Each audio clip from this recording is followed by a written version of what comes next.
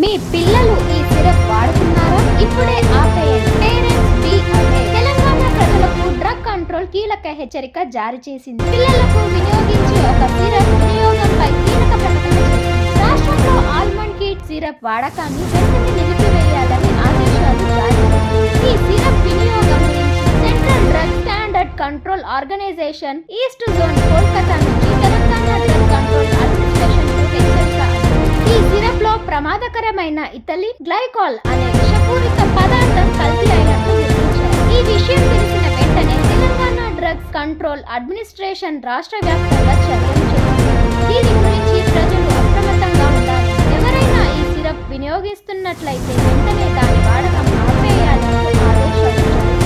ఎవరైనా ఈ సిరప్ వాడుతుంటే దాని గురించి అధికారులకు తెలియజేయాలని తెలంగాణ డ్రగ్ కంట్రోల్ అధికారులు సూచించారు.